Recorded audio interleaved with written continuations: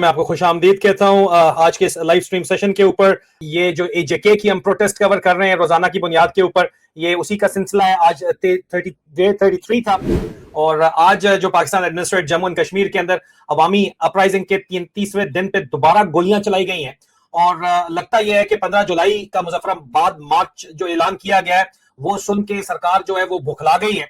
और आज के लाइव स्ट्रीम में सिर्फ रिपोर्ट्स की बात हम नहीं करेंगे, मैं आपको वो वीडियोस और तस्वीरें भी दिखाऊंगा जो एजेके के अंदर से स्मगल करके रोजाना की बुनियाद के ऊपर मैं लाता हूं। ये देख लीजिए, आज की जो वीडियोस आई हैं ताजा तरीन, ये आपके सामने है। आज सुबह 10 बजे जंडाला से 60 से 70 अफराद का काफिला रावलाकोट की तरफ जा रहा था। पूरा मनमाद जो है वो किया जा रहा था, मगर अर्जा क्रॉस के करीब रेंजर्स ने, पंजाब रेंजर्स ने, जिसको पाकिस्तान रेंजर्स ये बोलते हैं, उन्होंने फायर खोला और उनके आजरा क्रॉस के करीब उन्हें रोका। इन लोगों को 60-70 लोग आ रहे थे और उसके बाद उनको कहा कि वापस चले जाओ। उन्होंने आगे से वापस जाने से इनकार किया तो लाइव फायरिंग उनके ऊपर सीधी कर दी गई और टीयर गैस की शेलिंग भी हुई। और रिपोर्ट्स के मुताबिक 3 जवान अपनी जान से जो है वो हाथ धो बैठे और अब 65 जो है वो एजेके में सिविलियंस की जो है वो शहादतें हो गई हैं इन 3 जवानों के साथ। और ये सिर्फ नंबर्स नहीं है, हर नंबर के पीछे एक घर है, ये ध्यान में रखना है, एक फैमिली है। और वीडियो एविडेंस हम आपको दिखाएंगे, वीडियो एविडेंस देख लीजिए आप। ये हमारे पास जो है तस्वीर एविडेंस है जो आरजा क्रॉसिंग के ऊपर ये फायरिंग की गई है, ये आपके सामने है। और उसके बाद रास्ता फिर बंद किए गए हैं कश्मीर के अंदर। जो वीडियो एविडेंस हमारे पास मौजूद है मैं आपको वो दिखाना चाहूंगा, वो आप देख लीजिए, आपको आइडिया हो जाएगा कि मैं क्या बातचीत कर रहा हूं। सुनिए।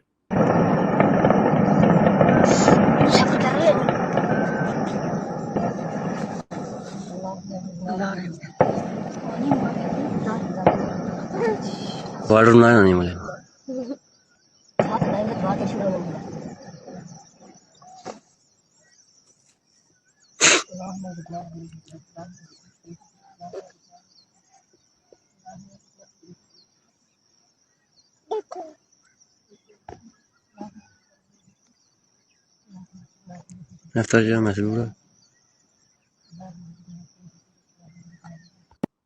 मजीद हमारे पास वीडियोस भी हैं एविडेंस के तौर के ऊपर, आपको दिखा रहे हैं। देखिए, ये देख लीजिए, ये लोग हैं जो 60 से 70 मैंने आपको बताया चंडाला से ये लोग आ रहे थे और इनको रोका गया आरजा क्रॉस के ऊपर और रेंजर्स ने इनके ऊपर जो है वो फायर खोला।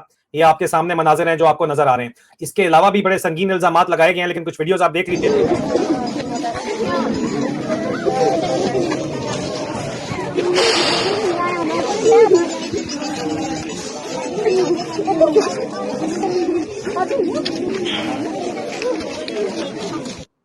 ये फायरिंग के नतीजे में जिन लोगों को शहीद किया गया, इनोसेंट प्रोटेस्टर्स को, उनके जनाजों की वीडियो है जो आपको दिखा रहे हैं अभी। आप देख लीजिए कि किस किस्म के हालात हैं। लेकिन इससे भी ज्यादा संगीन इल्जामात आज सामने आए हैं अजीज़ान।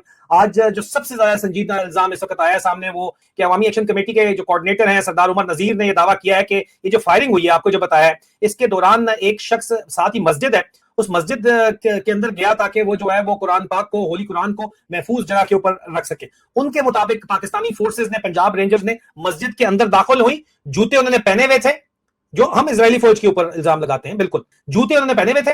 उन्होंने कुरान शरीफ उस बंदे से छीन लिया, मस्जिद में तोड़फोड़ की और लूट मार भी की। ये इल्जामात निहायत संजीदा हैं। इंडिपेंडेंट वेरिफिकेशन इस वक्त मुमकिन नहीं है, लेकिन अगर ये वाकयात वाकई हुए हैं तो सिर्फ सिक्योरिटी ऑपरेशन का भी इशू नहीं है, अब बल्कि एक अब रिलीजियस सैंक्टिटी का भी इशू बन गया है, ह्यूमन राइट्स का भी इशू बन गया है। और ये उनका बयान आपके सामने है, देख लीजिए। मैं तो कह नहीं रहा, आप सुन लीजिए क्या कह रहे हैं। आज का वाक्य मैं आपको बताता हूं। पोठी मतवाला कुटड़ी जो मस्जिद है, ग्राउंड है साहब, ये इनका तर्ज अमल है। ये हमें इस्लाम और इंसानियत का दर्स देते हैं, मुसलमानियत का दर्स देते हैं कि वहां पे बाहर से ताल्लुक रखने वाला एक अबनॉर्मल आदमी जो इस दर्रा के अंदर मौजूद था, जब फोर्सेस ने वहां पे अटैक किया, वो मस्जिद के अंदर मौजूद था। उसे साथियों ने कहा कि बाहर निकलो, उसे कहा मैं कुरान की तिलावत कर रहा हूं। इन बदमाशों ने मस्जिद को बूटू समेत मस्जिद के अंदर दाखिल होकर उसके हाथ से कुरान पाक छीन के उसको वहां से गिरफ्तार करके ले गए और मस्जिद के दरवाजे तोड़े गए। मस्जिद के साथ जो कमरा था उसके दरवाजे तोड़े गए। वहां खाना पीने की जो अशिया धरना, शुका धरना की मौजूद थी, वो चोरी करके ले गए, डाकू ले गए वहां से। ये हमें मुसलमानियत और इंसानियत का दर्ज देते हैं। और मस्जिद के तकद्दुस को पमार किया। क्या फर्क आ गया गजा की मस्जिदों के अंदर, बैतुल मुकद्दस के अंदर? इसी तरह इस्राएली फौज अपने बुलटू समेत मस्जिदों के तकद्दुस को बमाल करते हुए दाखिल होती है। क्या फर्क रह गया है आप में और उनमें? क्या फर्क रह गया? क्या फर्क रह गया आप में और उनमें? क्या फर्क रह गया? ये सरदार उमर नजीर जो सबसे ज्यादा अमन पसंद यहाँ पे लीडर हैं, वो ये बात कर रहे थे। कल हमने आपको बताया था कि मुजफ्फराबाद को बचाने के लिए पाकिस्तान ने रेंजर्स और फ्रंटियर कोर्स की डिप्लॉयमेंट 17,500 से ज्यादा उनको कर दी है। 17,500। हमने आपको ये एविडेंस दिखा रहे हैं यहाँ पे। ये कल आपको लेटर दिखाया था कि यहाँ पे 4,000 पर्सनल फ्रंटियर कंस्टेबलरी के और पाकिस्तान रेंजर्स जो पंजाब रेंजर्स है उसके 7 विंग 17,500 से ज्यादा पैरामिलिट्री फोर्स की डिप्लॉयमेंट की गई है। आज इसका जवाब अवाम ने भी देना शुरू कर दिया है। रास्ते कश्मीर के बंद कर दिए गए हैं। ये रास्ते कश्मीर के बंद हो गए हैं तो लाइन ऑफ कंट्रोल के ऊपर फौजी मूवमेंट भी बंद हो गई है। ये आपके सामने एविडेंस हम आपको शो कर रहे हैं। ये आज की तस्वीरें हैं। रास्ते बंद करने शुरू कर दिए हैं। रोड्स पर बड़े भारी भरकम पत्थर डाल दिए गए हैं और मकसद है कि एडिशनल रेंजर्स और एफसी जो है वो रावलाकोट न पहुंच सके, धीरकोट न पहुंच सके, बाग न पहुंच सके और दूसरे इलाकों तक न पहुंच सके। यानी एक तरफ स्टेट अपनी डिप्लॉयमेंट बढ़ा रही है और दूसरी तरफ अवाम लॉजिस्टिक्स को रोक रहे हैं। ये कन्फ्रंटेशन का क्लासिकल पैटर्न है। ये रास्ते बंद कर दिए गए हैं, दरख्त डाल के और पत्थर डाल के कश्मीर के अंदर जो है वो रास्ते बंद कर दिए गए हैं। और रास्ते बंद करने के बाद मैं आपको आज डडियाल के मनाजर भी दिखा देता हूं। ये भी देख लीजिए आज डडियाल के क्या मनाजर है, देखिए। बिल्कुल डडियाल देखो, अनार गली बाजार जनाब बिल्कुल बंद। वो बंद है।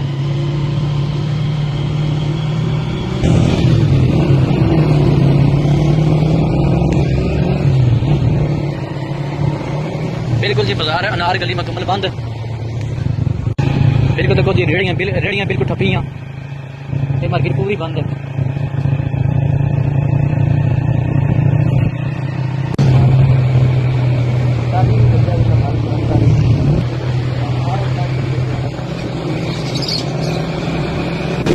हुंडा एजेंसी ये भी बंद है।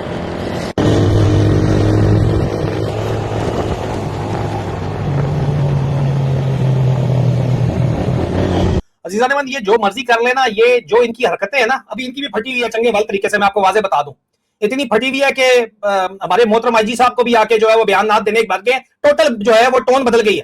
टोटल टोन बदल गई है। मेरे ख्याल में रीजनेबल बातचीत अभी हो रही है, लेकिन आप लोगों ने बहुत देर कर दी। हमेशा आप लोग बहुत देर कर देते हैं। अभी आप देखें, आज भी एजेके में मुख्तलिफ इलाकों के अंदर खवातीन ने नारे लगाए आजादी के, और इस नारे क्या लगाए, ये जो दहशतगर्दी है इसके पीछे वर्दी के नारे लगे हैं। मर्दों ने 41 जो असेंबली सीट्स हैं और 12 रेफ्यूजी सीट्स को पॉलिटिकल स्ट्रक्चर के ऊपर तनकीद का निशाना बनाया है और उन लोगों को यह भी वार्निंग दी है कि भाई इनके नजदीक एस्टैब्लिशमेंट के वो लोग सहूलतकार हैं जो नारे उनके खिलाफ लग रहे हैं। और ये बताता है कि ये मूवमेंट सिर्फ रावलाकोट तक महदूद नहीं है, इसका नैरेटिव पूरे एजेके में जो है वो फैल चुका है। वीडियोस आप देख लें, एविडेंस हमारे पास है, मौजूद है, देखिए जनाब।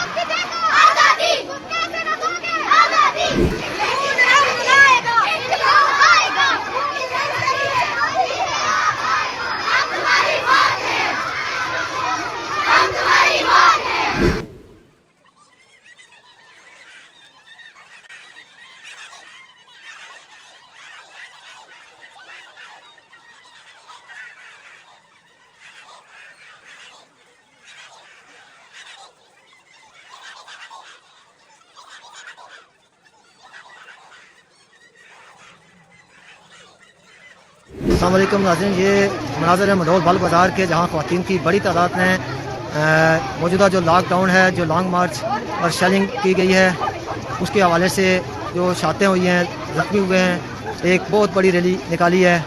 और ये इस बात का सबूत है कि पूरी कश्मीरी कौम जो हम नारा लगाते हैं कि आवाज़ दो हम एक हैं, आज एक हो चुकी है और इन ताकतों को ये पैगाम दे रही है कि हम जो है ना वो अपना हक लेके रहेंगे इंशाअल्लाह।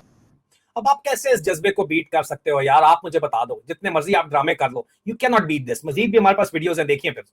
डंगर बालासूर, इफ्ताली डंगर बालासूर, इफ्ताली डंगर बालासूर, नाशी बड़वे सब नासूर, सौलतकार दलाल सारे नासूर, नामंजूर, इफ्ताली डंगर बालासूर, नामंजूर, नाशी बड़वे सब नासूर, आपने नारा मेन स्ट्रीम करवा दिया। ये जो दहशतगर्दी है इसके पीछे वर्दी है। आज से 5 साल पहले लगता था तो पूरी की पूरी कौम जो है वो लान तान करती थी। मुझे आज भी याद है पीटीएम के ऊपर, मंजूर पश्तीन के ऊपर, आज लोग कहते हैं वो लोग हीरो थे जिन्होंने नारा लगाया था। और जिन्होंने नारे का इस्तेमाल किया, जनरल रानी मरियम नवाज, और उसके बाद फौजियों की गोद में जाके बैठ गई, उसकी कितनी इज्जत है वो भाई वो लाहौर से ही आप जाके पूछ लो, आपको पता चल जाएगा। ठीक है, बहरहाल ये एक और वीडियो है, देखिए, उसके बाद मैं आपको साइकोलॉजिकल ऑपरेशंस बताता हूं जो इनके चले हुए।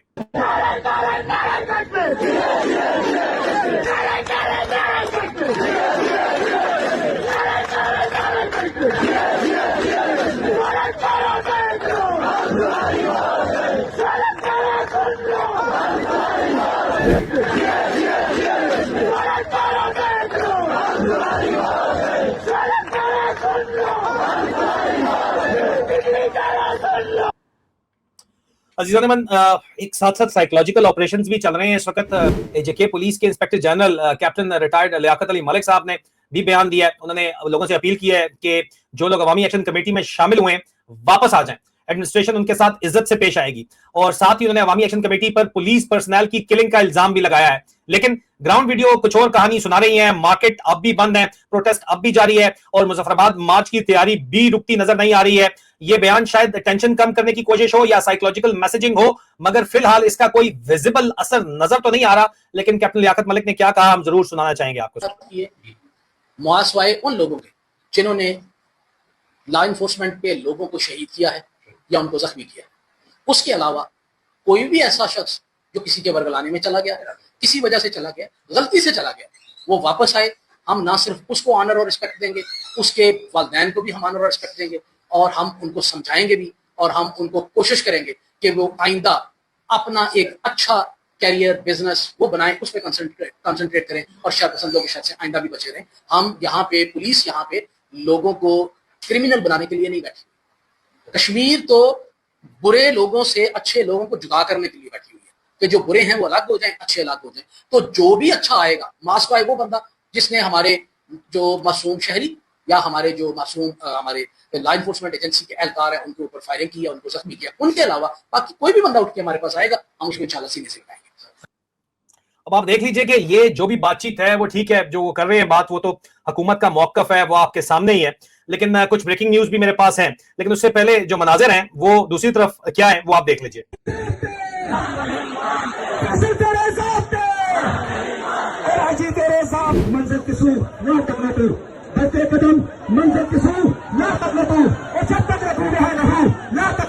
चलती है जितनी नदियां चलती रहे, इसमें बड़ी शक्ति है, घर तुम समझो जो कि मुकाबले तू नारा। जो ब्रेकिंग न्यूज मेरे पास मौजूद है वो मैं आपको बताता चलूं। यहाँ पे एक तो पूरे के पूरे इनकी प्रायोरिटी रावलपिंडी में इस वक्त क्या है। रावलपिंडी में अजीज अहमद प्रायोरिटी ये है कि जनाब तमाम के तमाम बैरियर टाउन्स के ऊपर डीएचए कब्जा करना चाहता है, ये प्रायोरिटी है वहां पे। ठीक है जी। दूसरी प्रायोरिटी क्या है कि इथोपियन एयरलाइन के सरबराह हैं तोल्दे गेरबम, वो पीआईए के नए सीईओ इथोपिया के एयरलाइन वाले जो हैं वो मुकर्रर कर दिए गए हैं। ठीक है जी।